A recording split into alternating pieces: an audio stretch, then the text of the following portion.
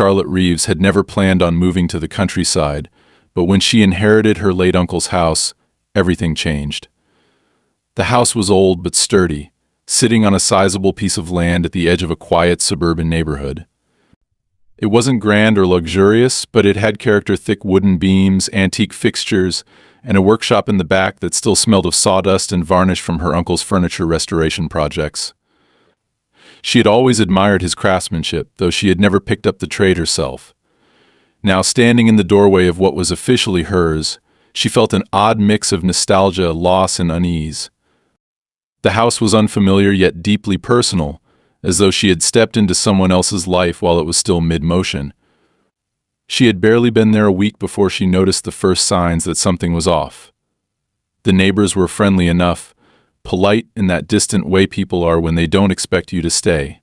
Some offered vague smiles when they passed, others simply ignored her presence. The exception was Karen. From the moment Charlotte arrived, Karen made it clear that she had opinions, many of them about Charlotte's presence in the neighborhood. Their first encounter had been brief, but unsettling. Karen had appeared on her porch within days, uninvited, dressed impeccably in pastel slacks, and a fitted blouse that screamed money and control. Her smile was wide but didn't reach her eyes, and she held herself with the stiff poise of someone accustomed to having the final say in any matter. "You must be Charlotte," she said, her voice dripping with the forced warmth of a person who had already decided they didn't like you. "I was so sorry to hear about your uncle. He was he was part of the neighborhood, you know. We all have a deep history here." Charlotte had nodded, unsure of how to respond to a statement that seemed to carry a warning more than a welcome. Yes, he mentioned this place often. It's strange being here without him. Karen tilted her head slightly, studying her with sharp eyes. "I imagine so. He never mentioned you much." There was something about the way she said it, the subtle dig beneath the surface of her words, that made Charlotte bristle. She wasn't about to get into family history with a stranger, so she simply smiled and let the comment hang in the air. Karen, sensing the lack of reaction, moved on. "It's interesting, you know, this house has a history. Before your uncle bought it, it belonged to a family that had been here for generations, a real staple of the community." Charlotte caught the emphasis on the word belonged and didn't like it. "I'm sure it did," she said evenly. Karen gave another one of those smiles that didn't quite reach her eyes. "You must have a lot of work ahead of you. These old houses, they need constant attention. I can't imagine it's the right fit for someone like you." There it was. The not-so-subtle suggestion that she didn't belong. Charlotte kept her face neutral, though her patience was thinning. "I'll manage," she said, making it clear the conversation was over. Karen lingered for a moment, looking at the house as if inspecting something that wasn't up to her standards. Then, with a quick glance back at Charlotte, she nodded. "Well, if you ever need advice about how things are done around here, you know where to find me." Charlotte closed the door the second Karen was off her porch, her skin crawling with irritation. She knew this type of woman, someone who had spent years cementing herself as the unspoken ruler of whatever little world she inhabited. It was clear that Karen viewed the neighborhood as her domain, and Charlotte's presence was an unwelcome disruption to whatever balance she had imposed. At first, Charlotte chalked it up to typical small-town territorial behavior. Karen was probably just someone who had grown too comfortable controlling things, and now that a new variable had been introduced, she felt the need to test its limits. Charlotte wasn't interested in playing whatever game this was. She had her own life, her own problems to deal with. If Karen wanted to waste her energy being a passive-aggressive nightmare, that was her business. But things didn't stop there. Strange little occurrences began piling up, small, almost insignificant on their own, but together forming an unsettling pattern. The first time, it was her mail going missing. Not all of it, just certain things: bank statements, legal documents, anything official. Then she noticed that her trash cans were being overturned, though only on certain nights. At first she assumed it was raccoons or some other nuisance, but the precise way the garbage was spread, papers shredded, but no food taken, felt deliberate. One evening, as she was locking up for the night, she caught movement in her peripheral vision.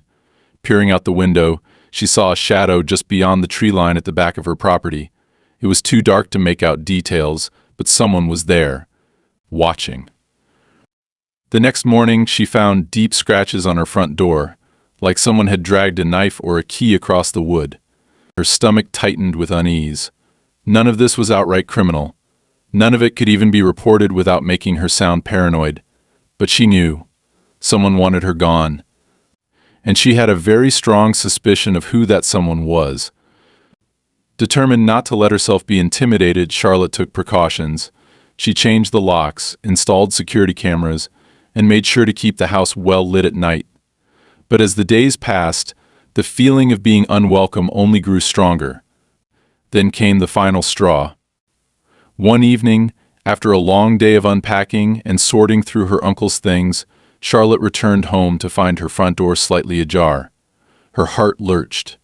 She was sure she had locked it before leaving. Stepping inside cautiously, she immediately noticed that something was off. Furniture had been moved ever so slightly. A few drawers were open that she knew she hadn't touched, but nothing was missing.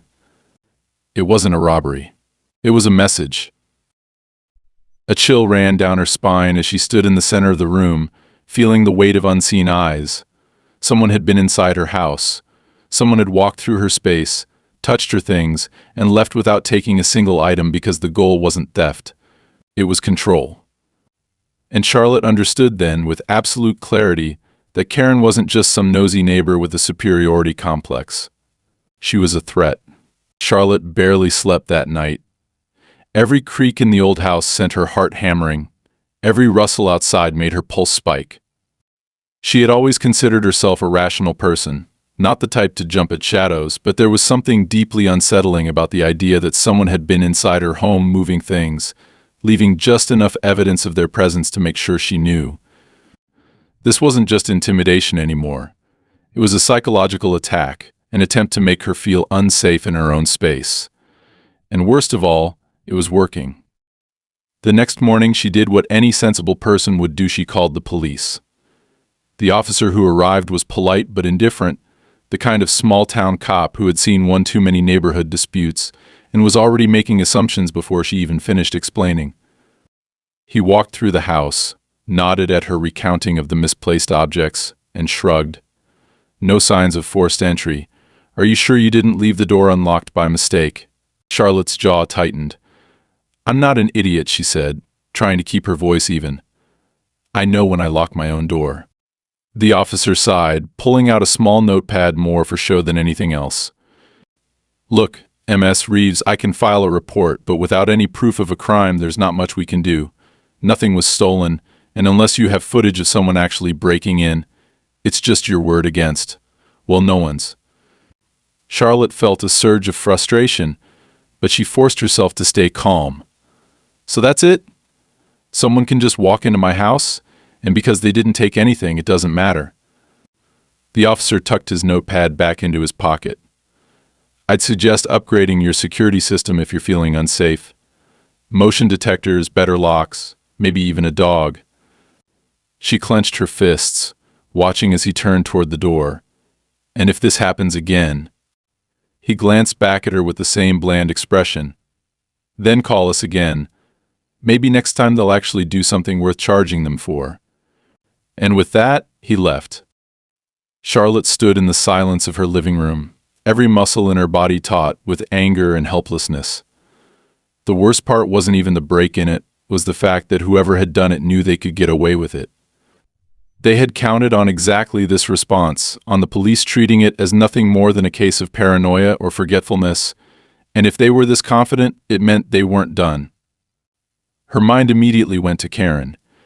That woman had been watching her from day one, circling like a vulture, making passive-aggressive comments about how the house belonged to the neighborhood. It was a vague enough statement, but now it took on a whole new meaning. Had she been testing Charlotte's resolve this entire time, waiting to see how easily she could be pushed? And if so, what was the end goal? Her suspicions hardened into certainty when she checked her mailbox later that afternoon. Among the usual junk mail and a few forwarded letters meant for her uncle, there was a crisp, cream-colored envelope with no return address. The paper was heavy, expensive. She had a sinking feeling in her gut before she even opened it.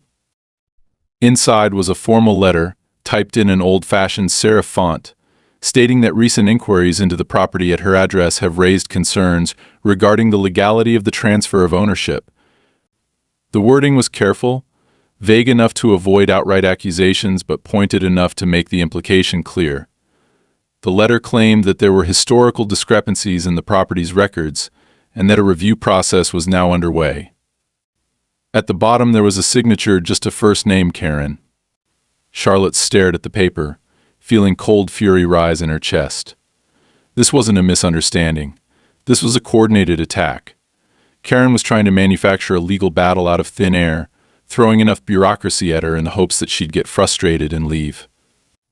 And given that the local police had already dismissed her concerns, it wasn't hard to imagine that Karen had people in the right places, ready to slow-walk any complaints Charlotte might make in return. She needed help. Real help. That night, she drove into the city, nearly an hour away, to meet with an attorney. If Karen wanted to play legal games, Charlotte was going to make sure she had the best possible defense. The lawyer, a sharp-eyed woman in her 40s named Valerie Connors, listened patiently as Charlotte laid out everything to break in, the missing mail, the letter.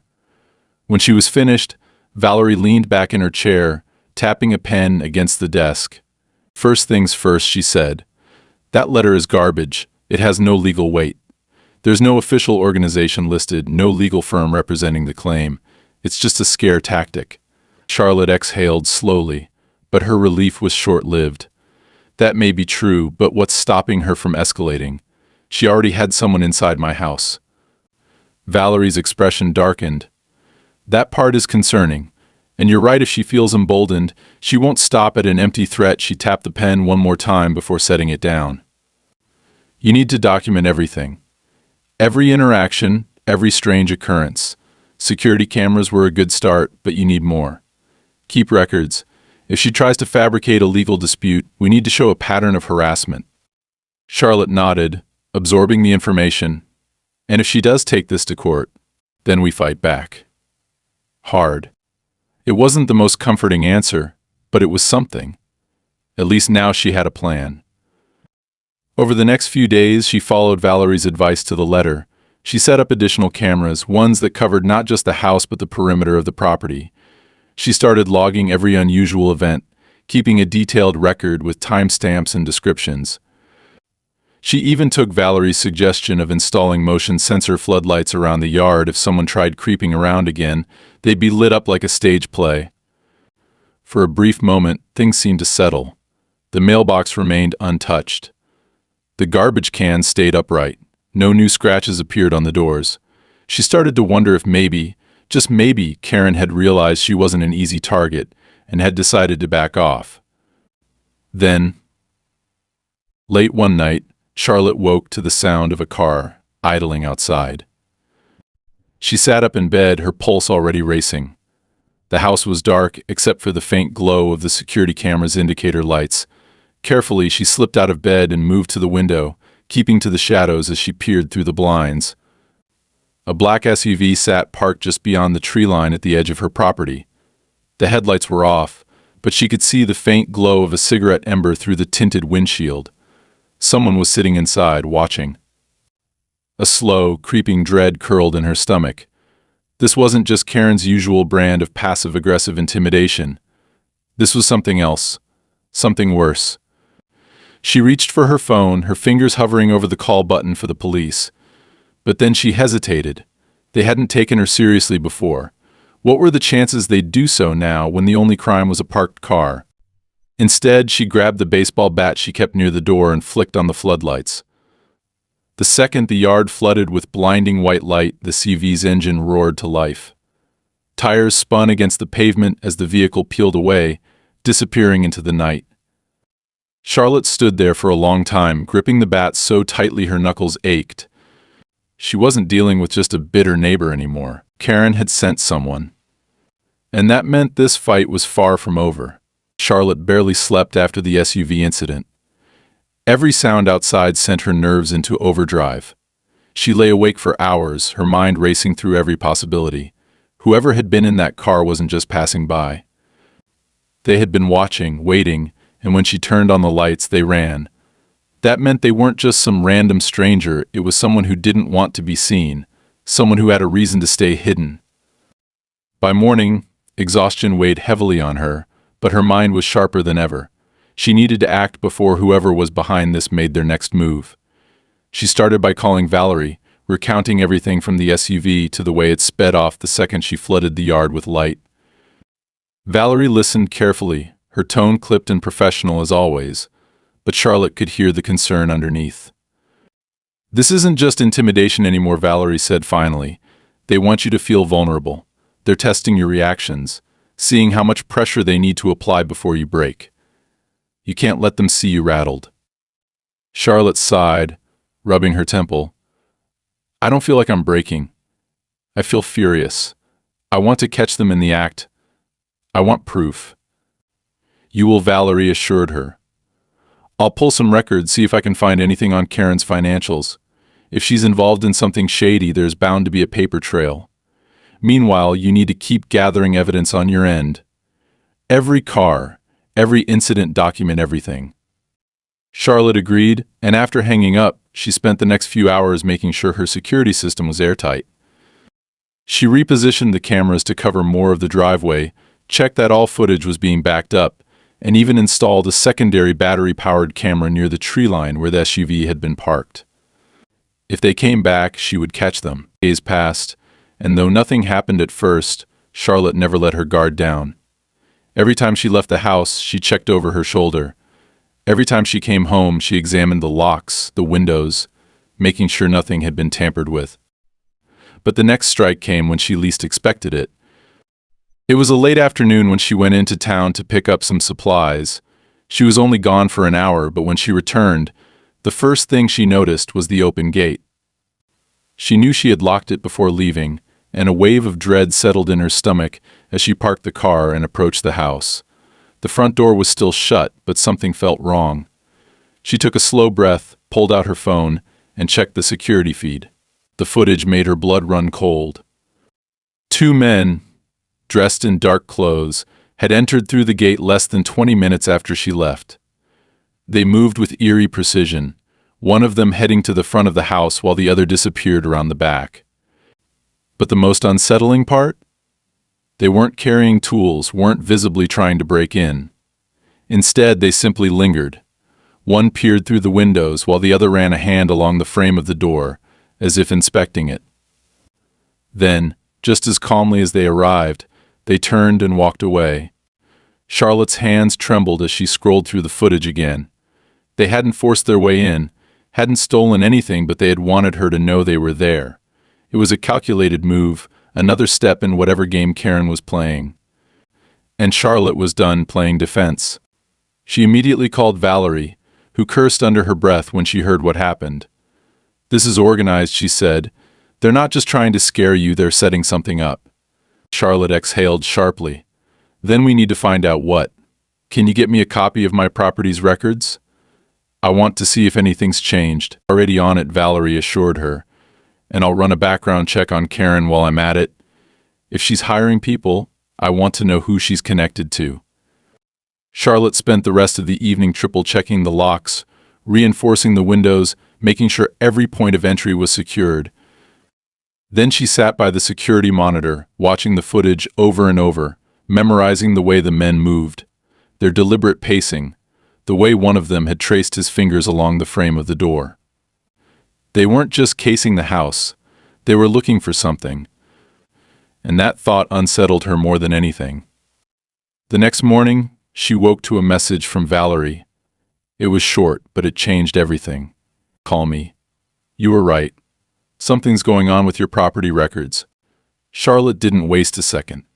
She dialed Valerie, barely able to contain her nerves as the lawyer picked up on the first ring.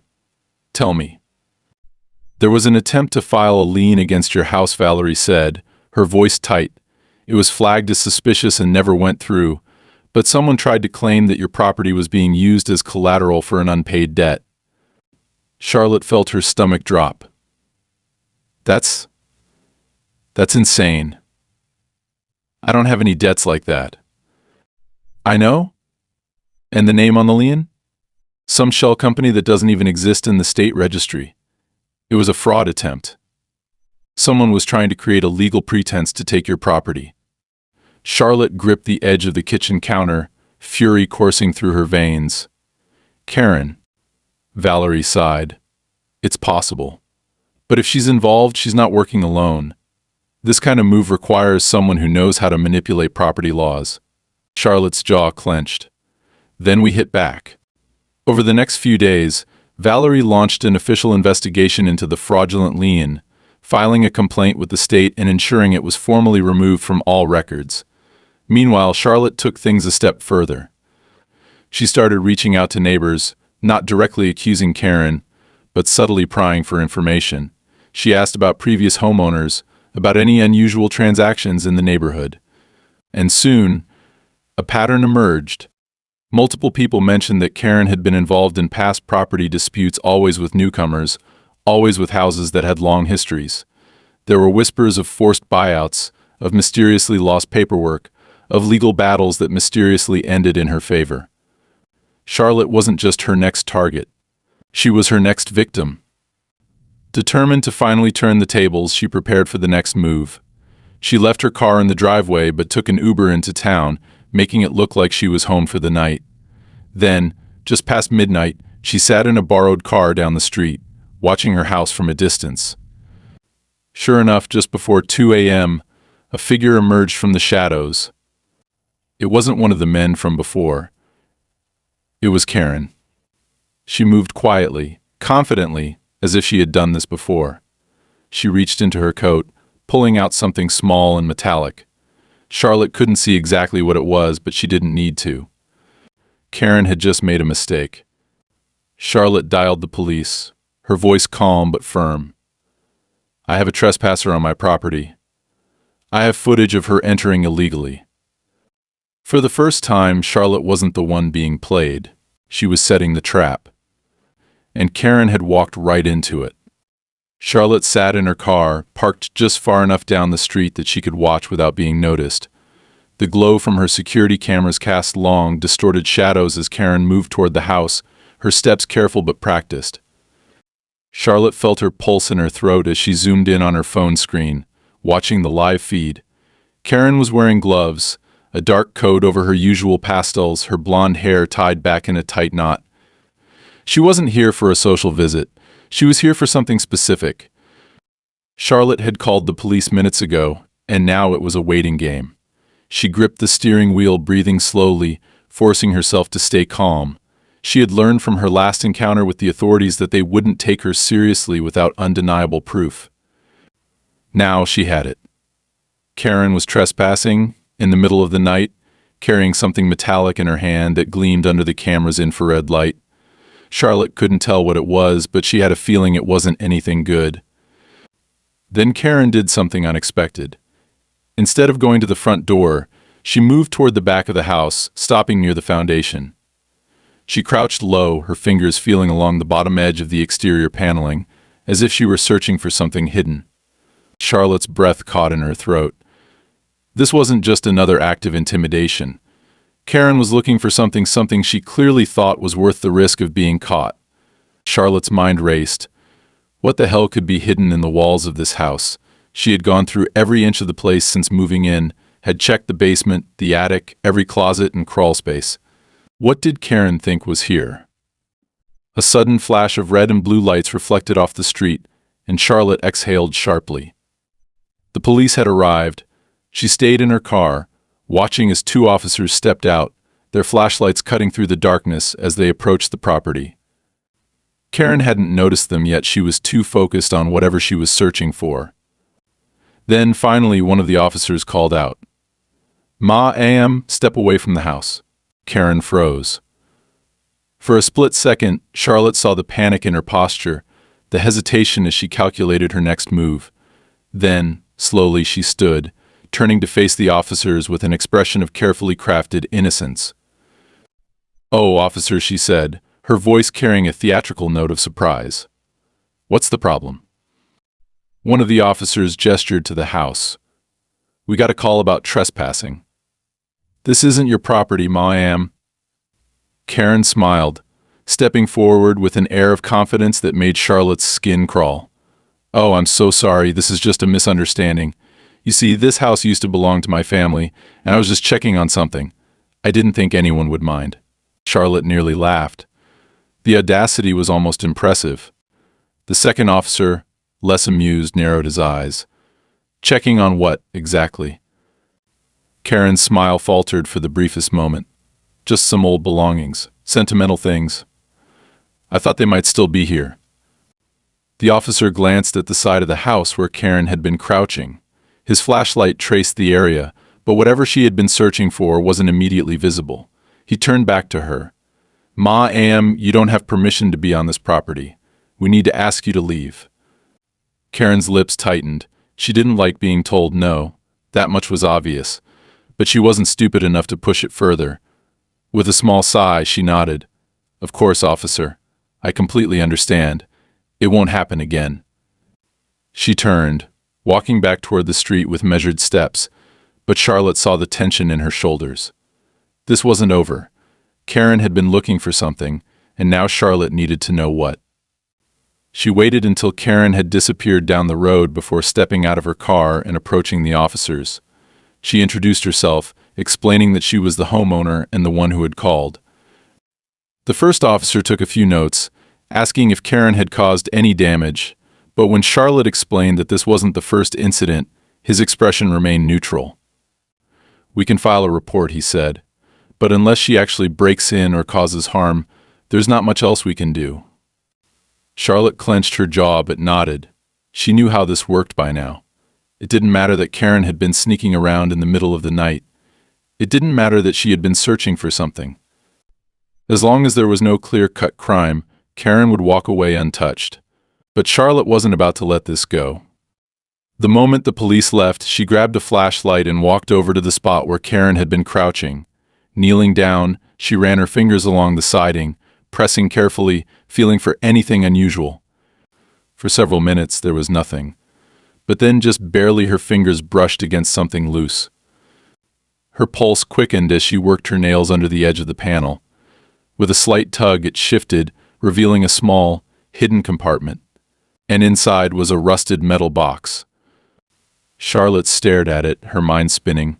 This had been in her house the whole time, and she'd never known. What the hell was Karen looking for? What could possibly be inside that she was willing to risk everything to retrieve? With a deep breath, she lifted the box out and carried it inside. She set it down on the kitchen table, staring at it for a long moment before finally prying it open. Inside, stacked neatly, were bundles of cash. Old bills, crisp despite their age. There had to be thousands, maybe tens of thousands. But that wasn't all. Beneath the cash was a stack of yellowed documents, brittle at the edges. Charlotte picked up the top sheet, scanning it quickly, and felt her stomach lurch. These weren't just any papers. They were property records. Specifically, they were records dating back decades, documents showing sales, transfers, debts connected to the land. But something was off. Some of the signatures were missing.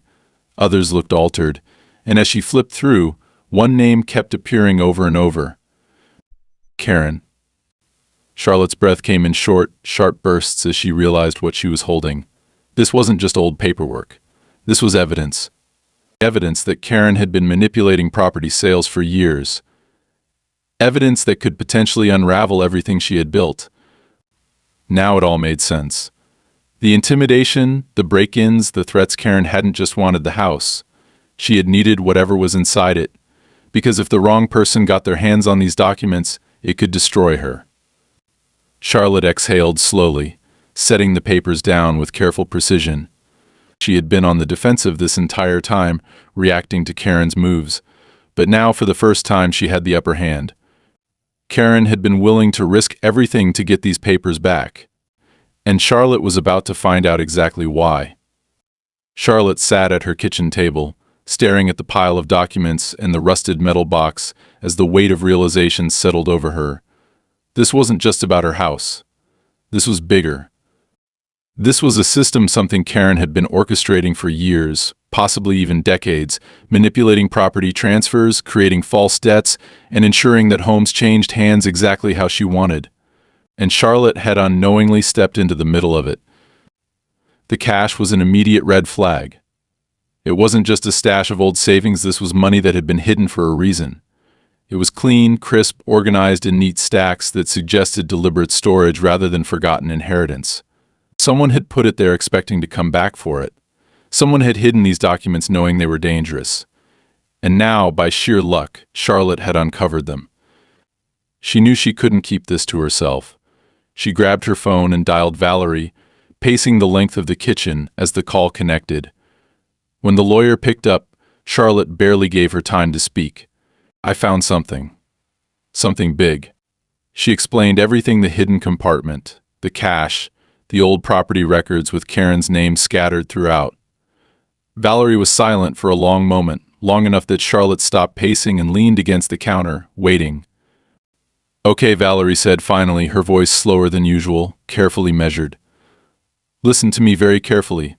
You cannot tell anyone else about this yet. Not the police, not a neighbor, no one. You have no idea how deep this goes." Charlotte swallowed, gripping the edge of the counter. "But isn't this exactly what we need? Proof that Karen has been involved in something illegal." "Yes," Valerie admitted, "but we don't know who else is involved. You think Karen did all this alone? There had to be lawyers, brokers, someone who processed these false records.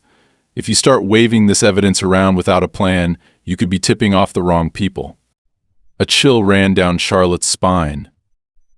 Valerie was right. If Karen had managed to pull this off for years, she wasn't working in isolation. There were people who had approved these transfers, signed off on paperwork, overlooked key details. And if they realized the evidence had resurfaced, they would come for it. Charlotte exhaled slowly. "So what do? We make copies, we document everything, and then we figure out the safest way to use it." Charlotte nodded to herself, determination settling in her chest. "I'll start now." She spent the next 2 hours scanning every document, making digital copies and storing them on multiple hard drives. She photographed the cash, ensuring that every bill was accounted for, every serial number visible. She emailed Valerie a secure link to the files, encrypting the data with a password they had agreed on in advance.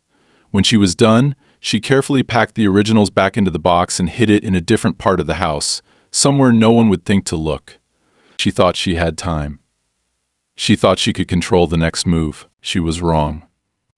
That night, she woke to the sound of shattering glass. Adrenaline hit her system before she was even fully conscious. She bolted upright, heart hammering in her chest, ears straining in the dark. A second later, she heard the unmistakable sound of footsteps on the wooden floor downstairs. Someone was inside the house. Her mind snapped into focus, every nerve alight with survival instinct. She reached for her phone, but as soon as she clicked the screen on, she saw no signal. The Wisconsin Fi was dead, and her cellular reception had been jammed. They had planned this. She moved quickly, quietly, slipping out of bed and grabbing the baseball bat she had started keeping next to her door. Her security cameras were running at least. She hoped they were, but that wouldn't help her right now. Right now, she had to survive. She crept toward the staircase, ears straining to pick up the intruder's movements. There was more than one of them. Heavy boots, purposeful steps. Not amateurs, professionals. For a brief, terrifying moment, she considered hiding, waiting for them to take what they wanted and leave. But then she remembered the box, the documents, the money. That's what they were here for. If they found it, she was as good as dead. She moved fast. Gripping the bat tightly, she made her way toward the back door, her pulse roaring in her ears. The only way out was through the kitchen, but that meant getting past them. If she could slip outside, she could make a run for her car, drive straight to the police station. It didn't matter if she didn't trust them, she needed to be anywhere but here. She reached the doorway of the kitchen and stopped. A figure stood in the dim glow of the security light filtering through the window. Not Karen. A man. Tall, broad-shouldered, dressed in dark clothes. He was facing the counter, rummaging through drawers, moving with practiced efficiency. Charlotte tightened her grip on the bat, took a slow breath, and stepped forward. The floor creaked beneath her weight, and the man's head snapped up. For a split second, they locked eyes. Then Charlotte swung. The bat connected with his shoulder, a dull, sickening thud that sent him stumbling back into the counter. He cursed, reaching for something at his waist, a weapon, but Charlotte didn't wait to find out. She turned and ran. She was through the back door before she even realized she had made it. The cold night air hit her like a slap, but she didn't stop. She sprinted across the yard, her bare feet slamming against the dirt, her lungs burning as she pushed herself forward. Behind her, she heard shouts, then gunfire. The bullet missed she didn't know by how much, and she wasn't about to turn around to find out. She reached the car, yanking the door open, fingers fumbling with the keys. The engine roared to life just as another shot rang out, shattering the back windshield. Then she was peeling out of the driveway, tires screeching against the pavement, adrenaline surging through her system as she sped toward town. She didn't slow down until she reached the police station. She stumbled inside, breathless, disheveled, her hands still gripping the baseball bat like a lifeline. The officer at the desk looked up, startled, but before he could say anything, Charlotte slammed her hands down on the counter. "I need to speak to someone right now," she gasped. "My house was just broken into. They had guns. They tried to kill me." The officer's eyes widened, and suddenly things moved fast. She was ushered into a side room, given a blanket, asked rapid-fire questions by a detective whose face blurred in her exhaustion. She told them everything. The break-ins, the threats, Karen, the documents, the men who had come for them. And finally, for the first time, someone listened. By morning, Karen was in custody, but Charlotte knew this wasn't over. Karen wasn't the only one involved, and whoever was left, they weren't going to stop. Charlotte sat in the cold, windowless interview room of the police station, her hands wrapped around a cup of untouched coffee. Her mind was still racing from the events of the night before, the adrenaline not yet fully drained from her system.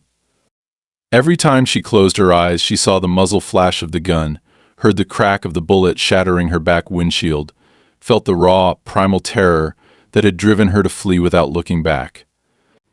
Now, she was here, safe for the moment, but she knew that wouldn't last. Karen was in custody, but Karen wasn't the one who had broken into her house. Karen hadn't pulled the trigger.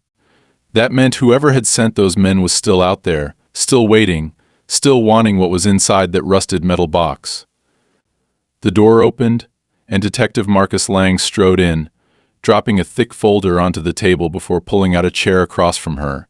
He was in his 40s, broad-shouldered and serious, with sharp eyes that scanned her like he was cataloging every minute detail.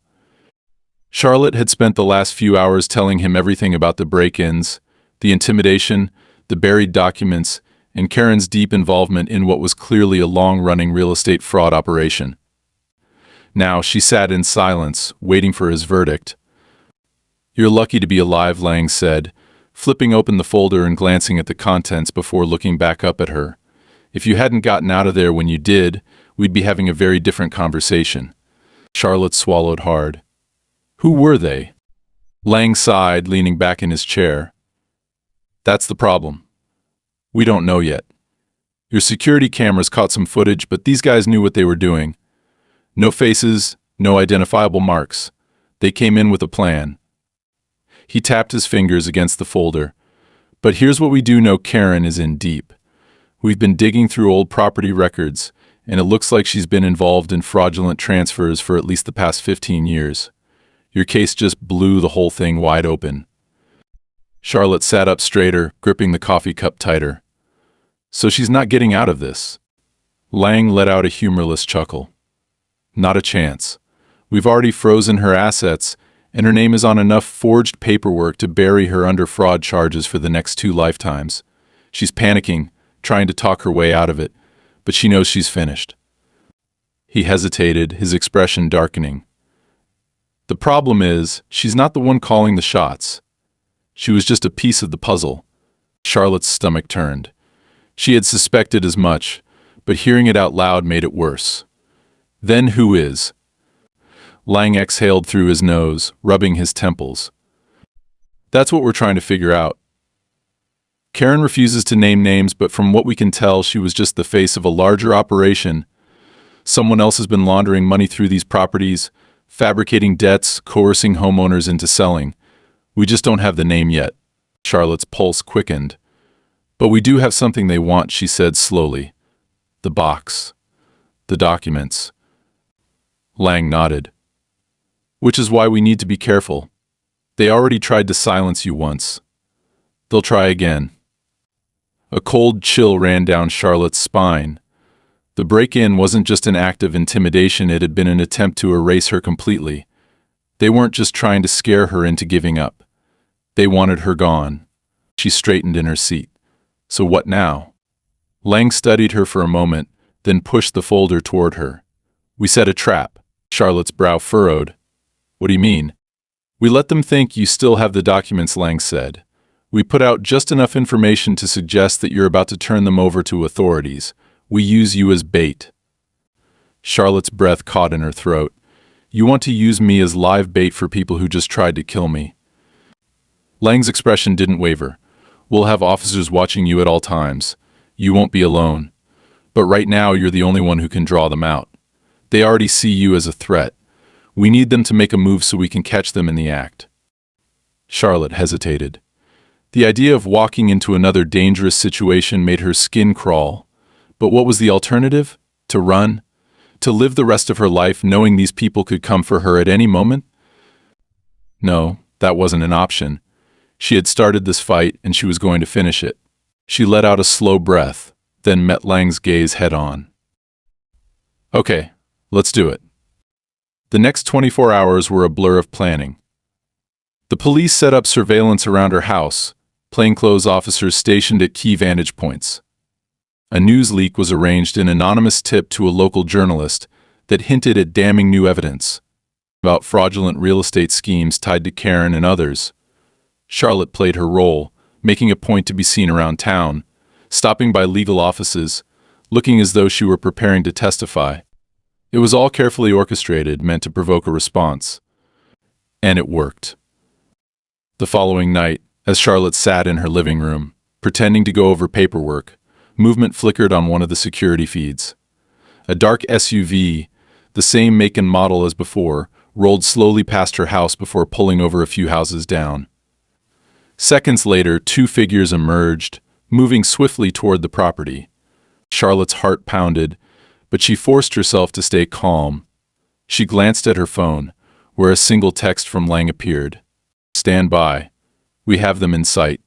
She held her breath, watching as the figures approached the house. Then, just as they reached the porch, the night exploded in chaos. Red and blue lights flooded the street as unmarked police vehicles surged forward. Officers shouted orders, weapons drawn, the sound of heavy boots pounding against pavement. The intruders barely had time to react before they were tackled to the ground, restrained and cuffed. Charlotte exhaled sharply, her entire body sagging with relief. It was over. She stepped outside, wrapped in a thick coat against the cold, as Lang approached with a grim smile. We got them, he said, and you're not going to believe who they work for. Charlotte frowned. Who? Lang handed her a photograph, a grainy image of a middle-aged man in a suit, his expression stern and calculating. His name is Richard Lowell, Lang said. High-profile real estate investor. On the surface, he's clean. But behind the scenes, he's been laundering millions through fake property sales for years. Karen was one of his people, but she wasn't the only one. Charlotte stared at the photo, anger boiling in her chest. This was the man who had sent people to kill her, who had used Karen to manipulate families out of their homes, who had nearly destroyed her life just to cover his tracks. Lang clapped a hand on her shoulder. Don't worry, he's next. Charlotte took a deep breath, letting the reality of it sink in. This wasn't just about Karen anymore. This was about taking down the whole system. And she was ready to finish the fight. Charlotte stood outside the courthouse, the autumn wind cutting through her coat as she watched the last of the officers escort Karen inside. It had been a long, exhausting road to get to this moment, and even now, with Karen in custody and her entire fraudulent operation exposed, it didn't feel real. She had spent weeks fighting to prove that she wasn't just some paranoid woman making baseless accusations, that everything she had endured, every break-in, every threat, every sleepless night had been part of a deliberate, calculated effort to erase her from the equation. But now, finally, the truth was out. Karen had broken. It hadn't happened immediately. At first she had kept up the same arrogant facade, the same smug confidence that had defined her from the beginning. Even as detectives laid out the evidence, the falsified property transfers, the hidden bank accounts, the shell companies used to launder money, she had maintained the illusion of innocence. She had scoffed, feigned ignorance, claimed she was nothing more than a concerned neighbor, who had been unfairly targeted. But when they presented her with the testimonies of former homeowners, people she had coerced into selling, people whose lives she had destroyed for profit, her composure had started to crack. And then came the final blow. Richard Lowell, the man behind the operation, had turned on her. Charlotte had been there when the news broke, sitting in Valerie's office as the lawyer took a call from the DA's office. She had watched as Valerie's expression shifted from satisfaction to disbelief, then back to something colder, more calculating. When she hung up, she had looked at Charlotte with a small, grim smile. "Lowell cut a deal," Valerie had said. "He's giving up everything, including Karen." Charlotte had felt a strange mix of emotions in that moment. Relief, certainly. Triumph, maybe. But also a deep, bone-weary exhaustion. It wasn't just Karen anymore. It had never been just Karen. She had been a pawn in something larger, and now that the real mastermind was facing justice, it felt like the final, crushing weight had been lifted. But there was still one last thing to do. The trial was set to begin in a few weeks, but Karen was already done for. With the overwhelming evidence against her, she had no chance of walking away from this. The fraud charges alone would bury her, and that wasn't even counting the illegal foreclosure schemes, the money laundering, the threats and harassment. It was over. And yet Charlotte found herself unable to fully relax. The house still didn't feel like home. It was strange she had fought so hard to keep it, but after everything that had happened, it felt tainted. Like the walls had absorbed the fear, the tension, the constant sense of unease that had filled them for so long. She spent hours trying to reclaim the space, repainting walls, replacing furniture, changing everything that reminded her of the nights she had spent feeling hunted. But some things weren't so easily erased. The sound of a car idling outside still made her pulse spike.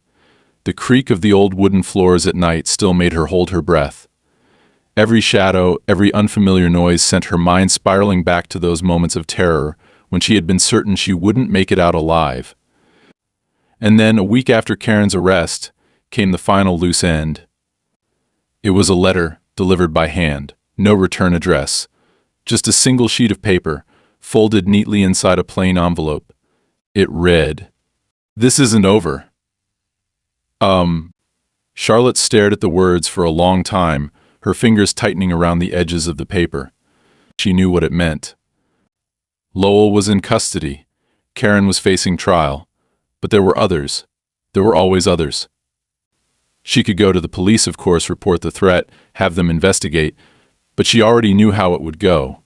They would tell her they would look into it, but unless someone was standing outside her door with a weapon, there wasn't much they could do. She folded the letter carefully, tucking it into a drawer. She wasn't afraid anymore. Karen had underestimated her. Lowell had underestimated her. They had thought she would fold, would run, would give up the fight the second things became dangerous. But they had been wrong. Charlotte had survived. And if anyone else came for her home, for her life, for what was rightfully hers, she would be ready.